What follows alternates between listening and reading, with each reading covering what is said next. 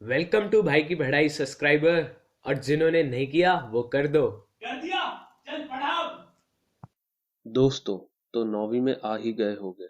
कई लटक लटक के आए होंगे तो कई रो रो कर। चलिए पहले चैप्टर का शुभारंभ करते हैं। अरे ये चैप्टर तो लूल है, क्योंकि इसका नाम धूल है। बताओ यार, धूल पर कौन चैप्टर बनाता है? अभी तो क्या है, आगे देखना कीचड़ पर भी चैप्टर मिलेगा। ऐसे चैप्टर देखकर तो धीरे धीरे मेरा हिंदी से विश्वास उठता जा रहा है। लेकिन अभी के लिए इस चैप्टर को पढ़ना पड़ेगा। हाँ, तो इस चैप्टर के लेखक का नाम है रामविलास शर्मा। तो इस चैप्टर की शुरुआत एक कॉम्प्लिकेटेड लाइन से होती है। वो है, जिसके कारण धूली भरे हीरे कहलाए। हाँ हाँ, समझाता हूँ। धूली भरे हीरे का मतलब है धूल से लिपटा हुआ हीरा।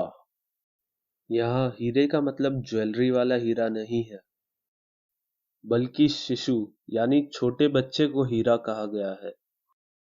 क्योंकि छोटे बच्चे बचपन में धूल में खेलते हैं, जिससे उनका सारा शरीर धूल में सन जाता है। इसीलिए इन्हें धूली भरे हीरे कहते हैं। और जिसका बचपन गांव की गली के धूल में बीता हो, वह धूल के बिना किसी शिशु को इमेजिन ही नहीं कर सकता। वहीं दूसरी तरफ हीरे के प्रेमी है। यहाँ हीरे से मेरा मतलब ज्वेलरी वाला हीरा ही है। तो हीरे के प्रेमी जो धूल से नफरत करते हैं, वह लोग मूल्यवान चीजों को पसंद करते हैं। वह हीरे को साफ सुथरा खरादा हुआ, आंखों में चकाचौंध पैदा करता हुआ देखना चाहते हैं। ये लोग धूल को बहुत ही गंदा समझते हैं, पर ये वही धूल है जो शिशु के मुंह पर लगकर उसकी सुंदरता बढ़ाती है। ये सुनकर मिट्टी में अपना मुंह मत मार लेना। हाई क्लास के लोगों ने मेकअप की चीजों में बहुत इन्वेंशन की है, पर ये मेकअप वगैरह बालकृष्ण के मुंह पर छाई गोधूली के सामने कुछ भी नहीं है। अब आप सोच रहे होंगे कि गोधूली क्या होता है, तो मैं बता देता हूँ। शाम को जब गाय अपने पैर से धूल उड़ाती हुई चलती है, तो उस धूल को गोधूली कहते हैं।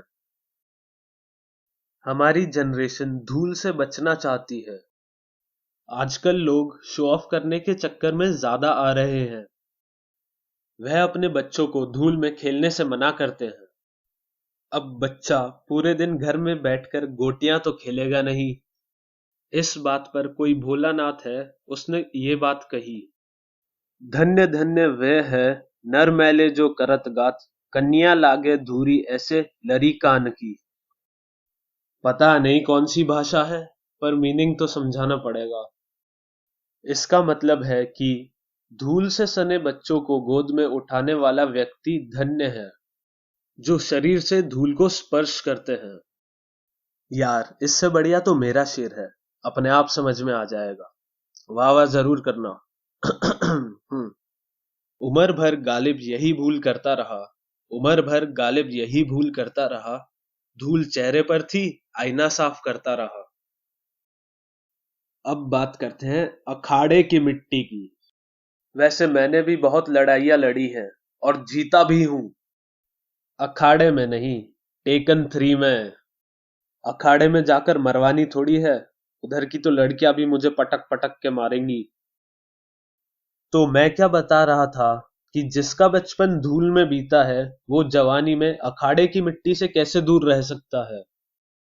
अखाड़े की मिट्टी कोई साधारण धूल नहीं है, यह तेल और मट्ठे से पकाई हुई मिट्टी है, जिसे देवताओं पर चढ़ाते हैं। अब भगवान के नाम का एक ब्रेक तो बनता है।